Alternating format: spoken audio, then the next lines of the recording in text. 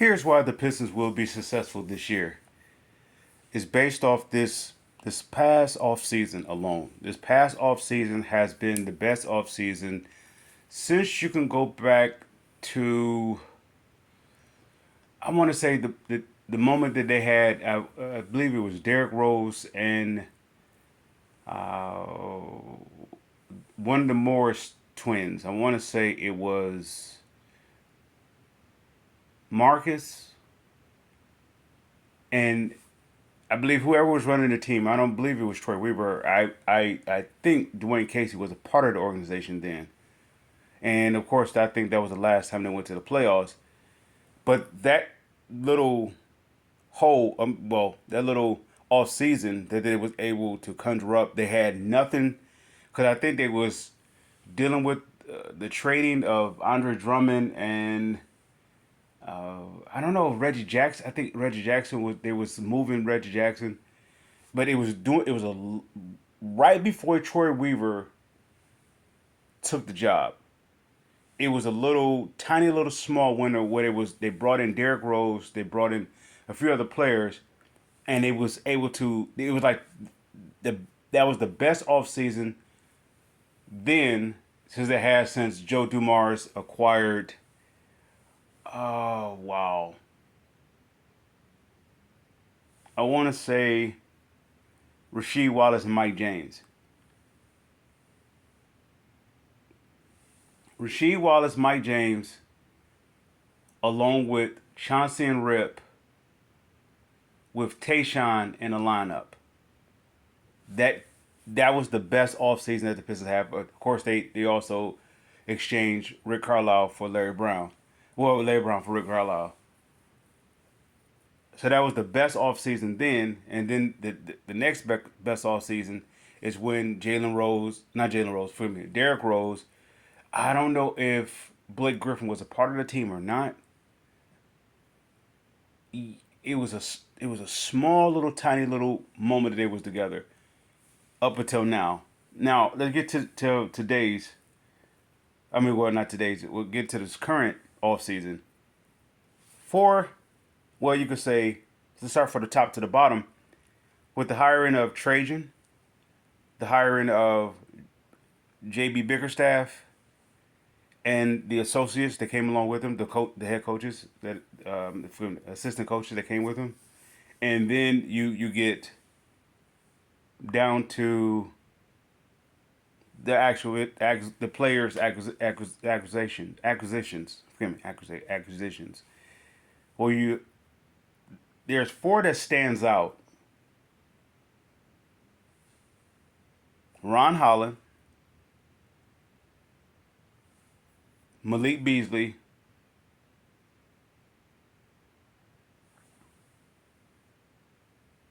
Tobias Harris,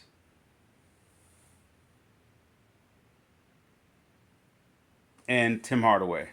Now, of course, they re-signed Fontecchio, and they also gave extensions to Cade. They gave extensions, in terms of picking up uh, the rights to certain players like Asar, Ivy, Duran, Sasser. They pick up those rights. I want to say a close say 4.2 or 4.5 is a Clintman.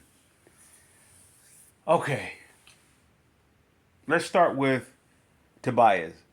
Here's why Tobias. This is why the Pistons would turn it around. And what it would like I projected, they would be have at least 41 wins, and yeah, they're gonna be in the playoff hunt. Oh, let's keep the saying if they were to keep the roster where it is. Tobias Harris is you could say on one hand a dark horse, and on the other hand you could say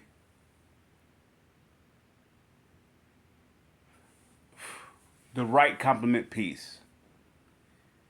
All the tangibles that he bring to the Pistons. Of course, you could do the obvious. You speak about the veteran leadership. You could say the experience. You could say being with Philadelphia, being a part of a winning organization culture, even how he personally carries himself. You can say all those are obvious tangibles that stands out. What makes him a suitable fit for the Pistons. The one that sticks out the most with me is that he has to carry five different hats. He have to wear five different hats. That's something that he's teaching Cade how to do. He's teaching Cade how to carry five different hats. He just went into an environment where they just booed him constantly. And he's constantly being booed from that with the critics of saying that, the Pistons overpaid him and he got over on the Pistons with his current contract. You He's not being paid for his play on the court. He's being paid for all what he's contributing. It put me in the mind of back with the Detroit Lions when they signed Hadapaludi Vaitai. When the left guard that also go play tackle, or the tackle that they moved to guard, and that's when the offensive line took off. And you could say it became dominant when it was able to finish the final piece by drafting Penei Sewell. At the time when they brought in Hadapaludi Vaitai, it was an uproar that Bob Quinn, Patricia, they brought in a player that's a bust, or they overpaid this guy, he's a waste. But why was they paid him $50 million? But why did they pay him $50 million? They paid him $50 million because he has to wear 4 or 5 different hats. He can be equally available as a tackle as he is a right guard. I mean, as a guard, on either side of whether it be left side or right side. At the same time, he is a champion. He has experience. He does it. He's you could say a good quality piece in the locker room. He also give veteran leadership. Well, he was young at the time, but he could give respectable leadership based upon his time with Philadelphia. So why did they pay him $50 million? They paid him $50 million because he's equivalent of drafting a rookie with the experience of a champion. That's why they paid him 50. Plus, outside of that, he could do multiple different things. I believe he also could play center too. So he had to wear several different hats. So the Lions fans at the time would say there was a overpaying because he's coming to Detroit, and the Quinn Patricia era didn't know what they was doing. They knew exactly what they was doing. You was getting maybe 3 or 4 for 1. Out of that one player, you can get 4 different things out of him. Equally good on all accounts. And I say the same thing with Tobias. Whether you access Tobias to be a reserve or be a starter, to be one of your main contributors or not your main contributors, he's going to give you so many different things on a given night.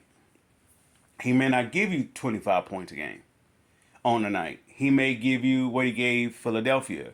He may give you 14 and 11. Then again, he may be just what Cade needs as a decoy. And he also can be in a position where if you bring him and another player in at the same time, say the likes of him and Ron Holland, that could confuse the defense. Why? Because Ron Holland, let's jump off of Tobias and go to Ron Holland. Ron Holland is a Dennis Rodman 2.0. He is a necessity for the Pistons. And this is the reason why he's part of the rotation early. He is an instant necessity. He gets you extra possessions. Just on opposing team don't want to deal with him. At some point, you're going to start seeing the opposing team get irritated by him. And they're going to respond to that. They're going to start giving these offensive fouls, or they're going to start pushing them off. They're going to start doing these different things. As long as Ron Holland is able to keep his composure, in other words, knowing that he's getting inside of their head, he's going to be fine. The Pistons need that on their team. They haven't had that on their team, I want to say, since the likes of Mike James and Lindsey Hunter, where they like a pesky defender. Asar Thompson is not a pesky defender. He's like Tayshaun Prince. He's an obvious defender. A pesky defender is the one that irritates you. Dennis Rodman is a pesky defender. He's not supposed to be able to do what he does, but he does it at a relentless pace. That's why I went back to Mike James and Lindsey Hunter. They was relentless at the ball pressure. Make sure that make sure they disrupt the flow of the opposing offense. The moment that the opposing team was inserting the ball, they was on it. The Pistons haven't had that until now with Ron Holland. You need that guy. And Ron Holland is going to make his way into the starting lineup. Whether you're talking about at the 3 position or whether you're talking about at the 4 position. They may eventually go small by having Tobias play 5. Just imagine that. Imagine Tobias playing the 5. Of course, you don't want to see him play against someone like Embiid, someone like, Jokic, those larger centers. You don't want to see that. But, okay, in that matter, what Pistons center is, let's say, just on stature alone, is qualified to check those 7-footers? They're not just 7-footers, 7 foot, 200 plus. So, of course, Tobias will ultimately be undersized. But those other players will be ultimately undersized too as well. You asking Jokic to come out. So let's say it this way. If I have Tobias, Ron Holland,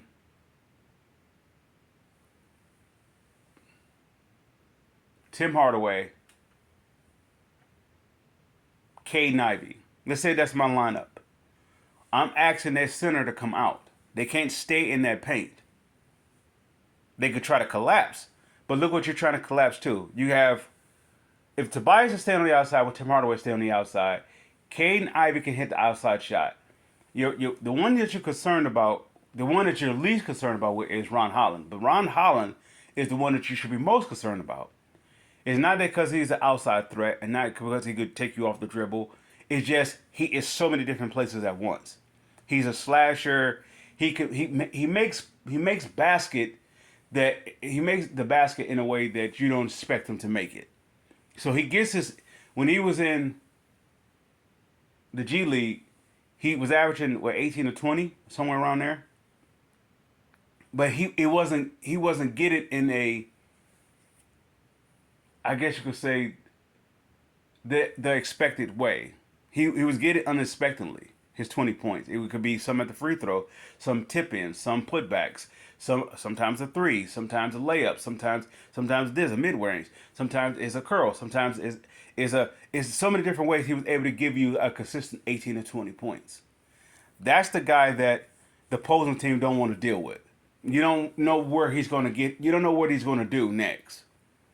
That's hard to game plan for. And on top of that, you have to concern about Ivy coming downhill or hitting the open jumper, or you have to worry about Cade being in the mid range. Okay, now let's say it this way. Let's do it. This work from the opposing defensive team to Detroit's offense. Okay, let's say if the game plan is to stop Cade. To say Cade is the number one offensive option. The game plan is to stop him. So let's disrupt him. Either we're talking about double coverage or not double coverage, or we're talking about they call it blitzing. It's either you're collapsing him or whatever case may be. Make him get rid of the ball. Well, with Cade having an early reputation of being a turnover, I don't want to call it turnover prone, but ultimately giving up turnovers through the passing. Now, the game plan would be, let's make sure Cade is not able to pass the ball. Let's trap him early. Let's get him early. Right? The only problem with that is, if Cade doesn't have the ball, Ivy has the ball. Now, Ivy is probably the second of the 5 that is what you least expect. You don't know what to expect from Ivy. You know that he has the capability of having speed or going downhill. You know that. Yet he's able to finish around the hoop and he's starting to get contact. He's starting to get fouls. So it's going to be hard to focus on Cade if you have Ivy being unpredictable. Never mind the fact is that you can't take a man off of Ron Holland because Ron Holland is going to be every place at once. All right, so now that leaves you with the weakest link would be Tobias or say Tim Hardaway if they're both not in a rhythm. However, if but they are what I would say Hardaway. I don't want to label him as a streaky shooter. He's a rhythm shooter. If he's in his rhythm, let's say if your game plan is to take out Ivy and Cade, right? You take out the backcourt. That means you have Hardaway, Holland, and Tobias. How do you stop those three? The opposing team will say, we'll make those three beat you. Well, those three can't beat you. They're going to beat you in a way that they're going to make your best player get into foul trouble. If you run Tim Hardaway off the three-point line, he's going to find an open man, or he's going to put it up real quick. But one thing about it, you have Ron Holland, and he's going to get you some putbacks, right? He's going to be the guy. I don't want to call him just a cleanup guy, but he's a guy that is a guy that you really can't prepare for. The best thing you could do to sort of stifle that is to get him in early foul trouble. All right. Let's say if you did, and you sub Holland in with Stewart. Now let's say if you took Stewart and you have Stewart in and you have Tobias in. All right, Tobias is known for mid-range on out. You could say Isaiah Stewart, he wants to play inside out. That would be good for those starting five centers because they could play inside, more likely. Yet they both of those two can pull you out.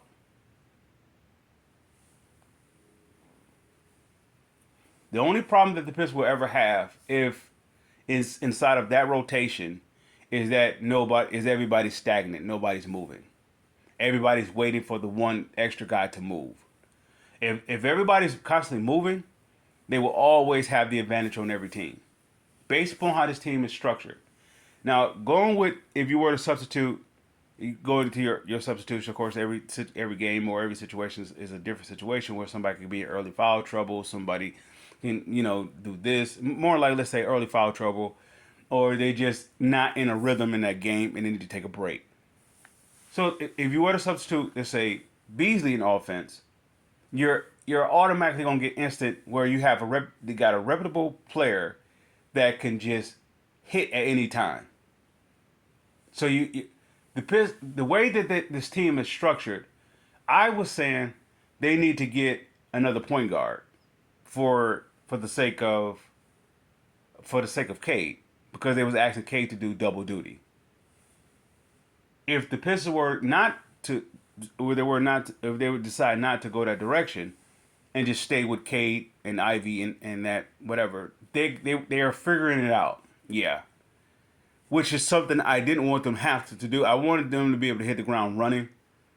But at the same time, the same MO has went out for last year about Cade is the same MO that went out this year. The only difference is Ivy has evolved.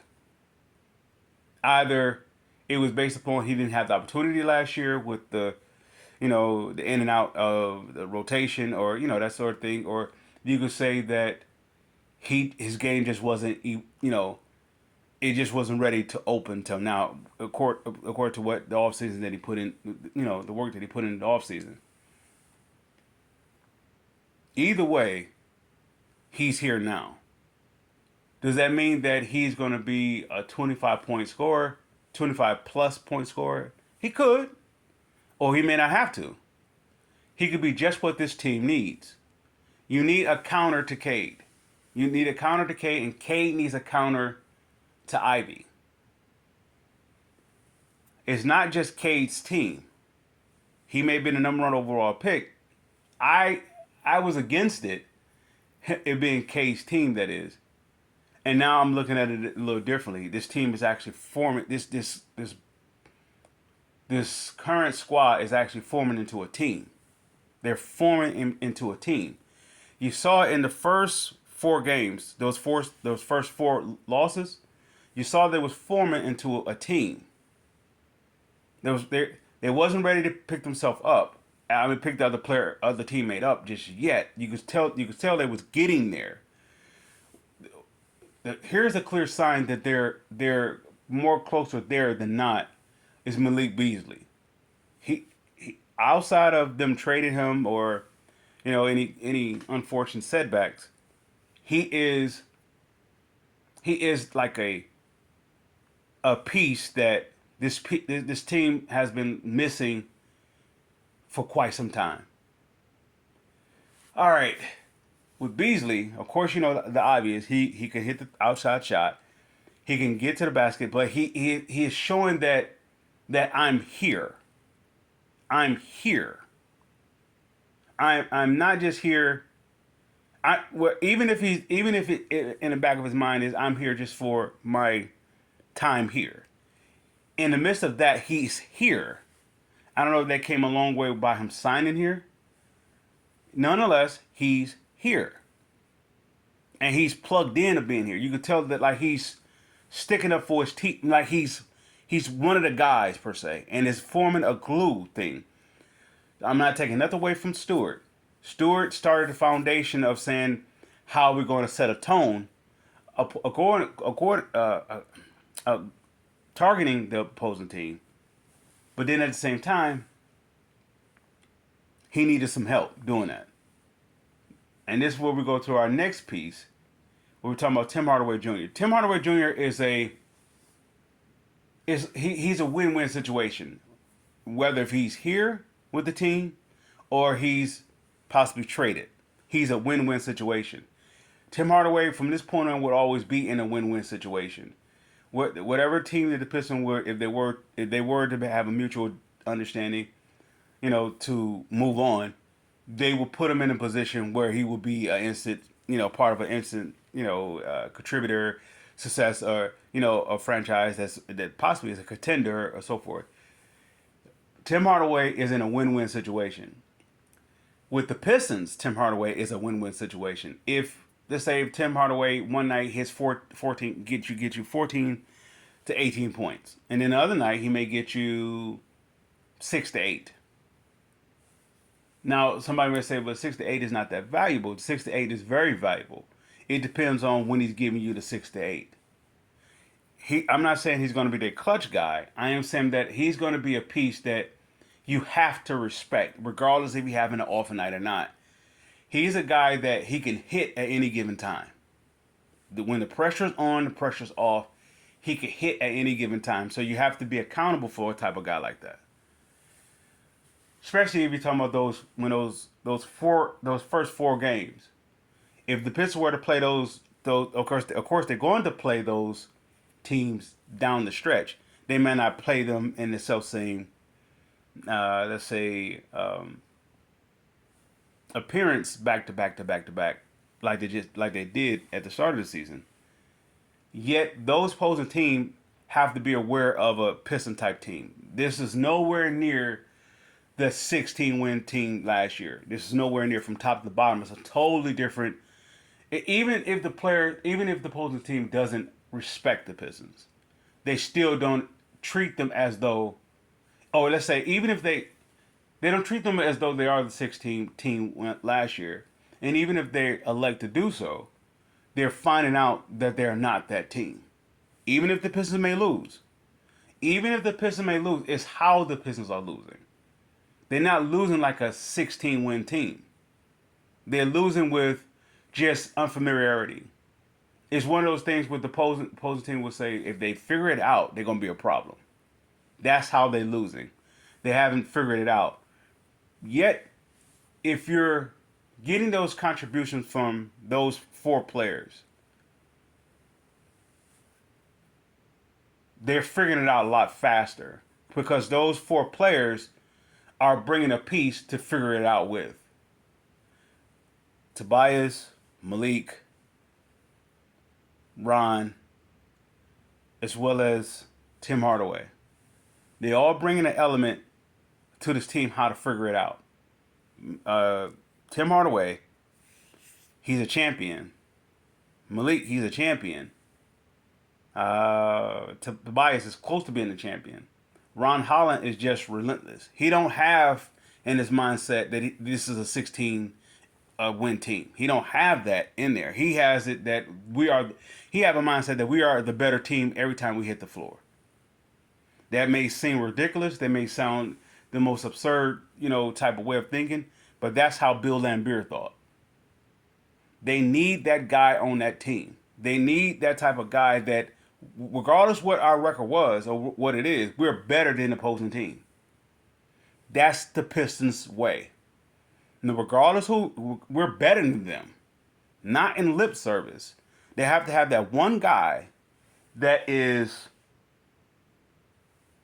so much of I don't call it label it as a leader, but so much as a game changer that you follow them, so to speak. You follow that, and I want to say with the Going to Work crew, it's obvious for me is Ben Wallace.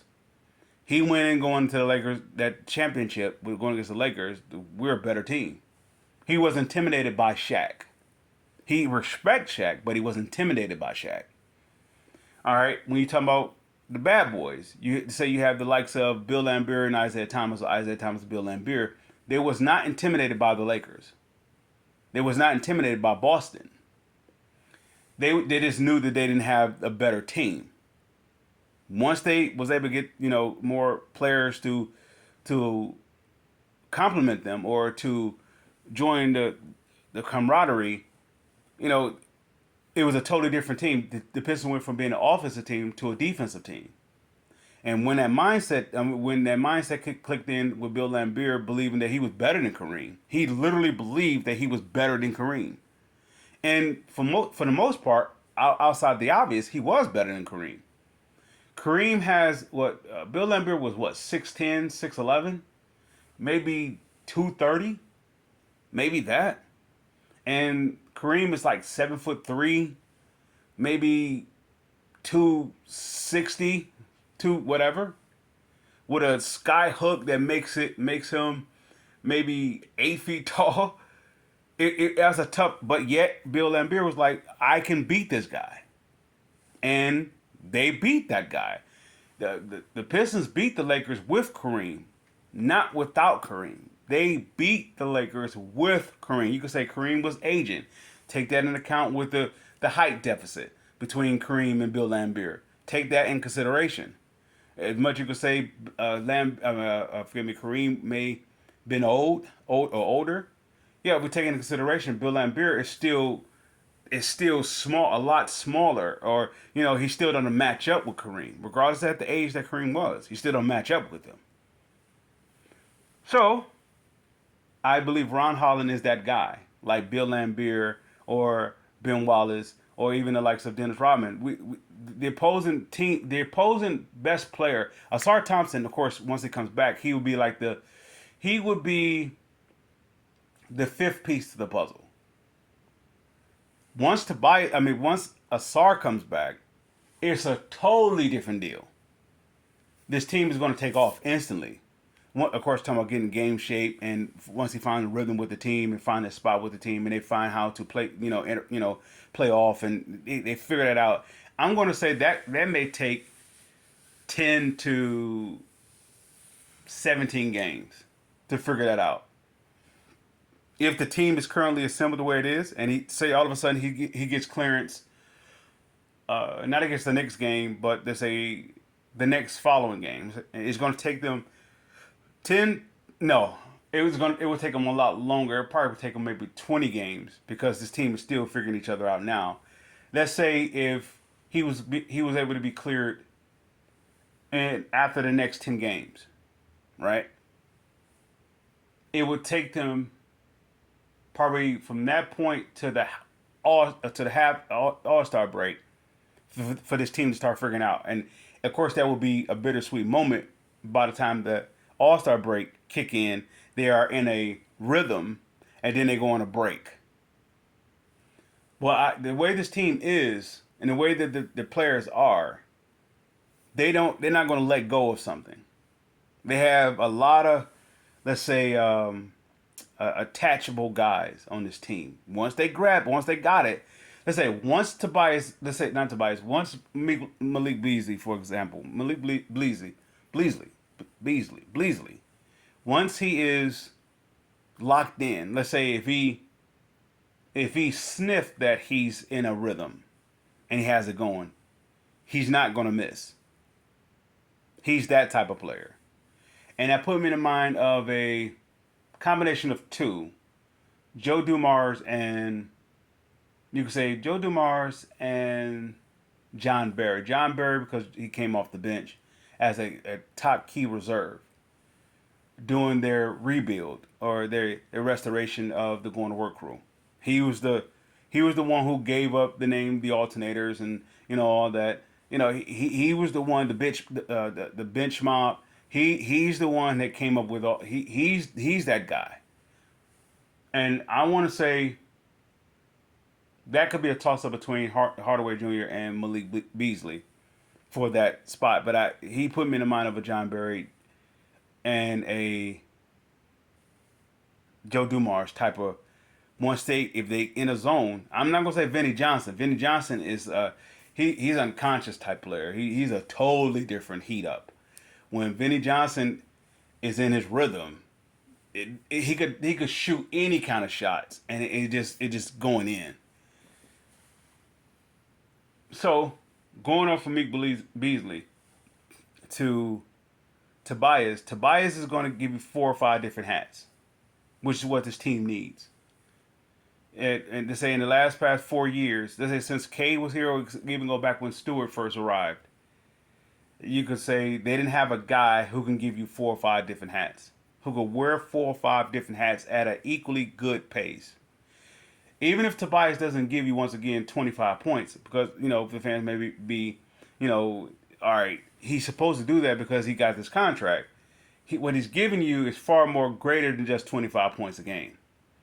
The Pistons, the way this current Piston team, they have enough scoring to win games.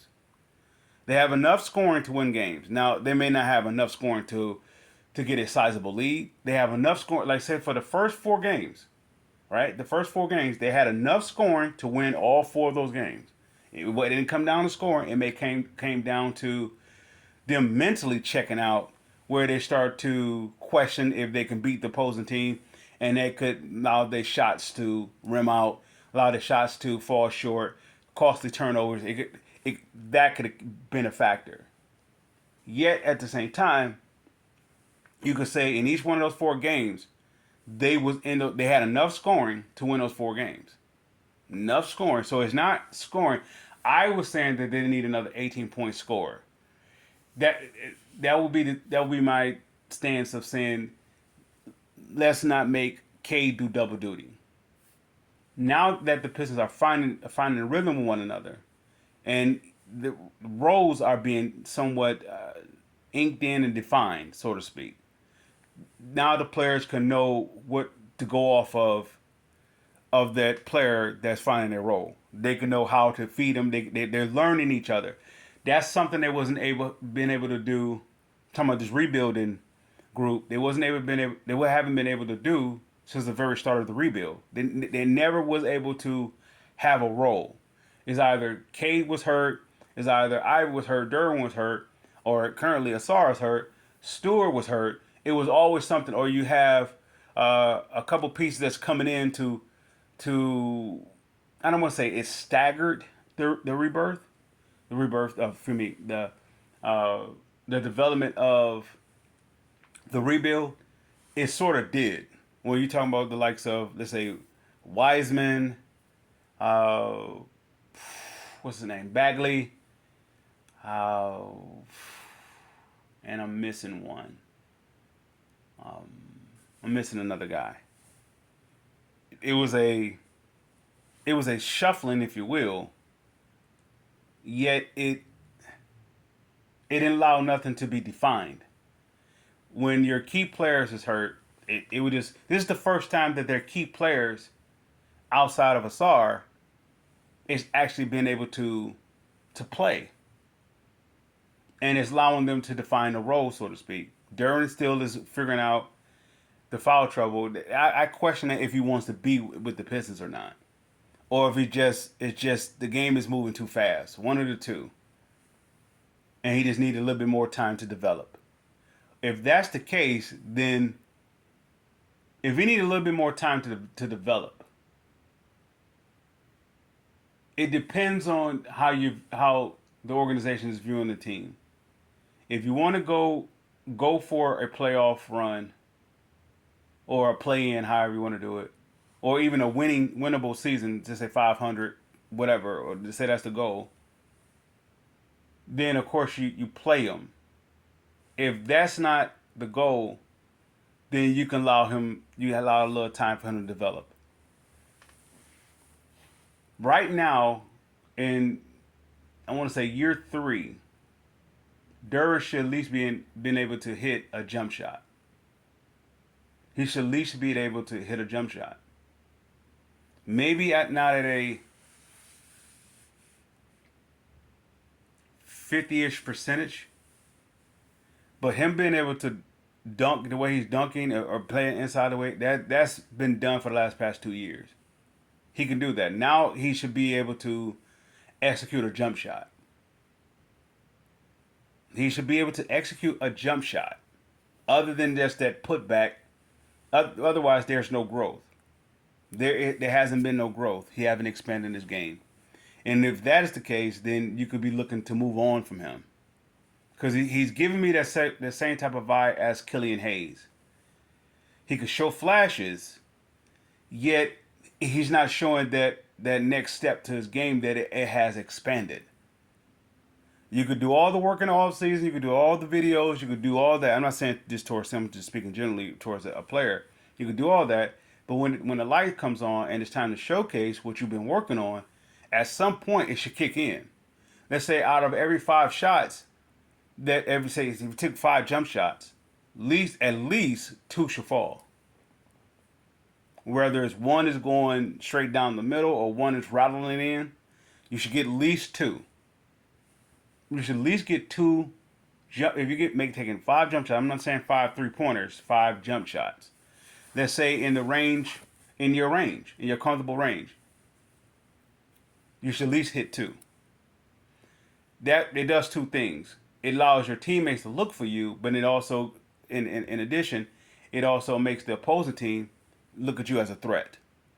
Now the difference between him and Ben Wallace didn't have to shoot the ball to be a threat offensively. Why? Because Ben Wallace is going to get you extra rebounds. He's going to get you extra possession. Either he's going to steal the ball, he's going to get a block shot. He's going to do the little tiny things that's going to get you extra possession that will be equivalent to actually scoring the basket.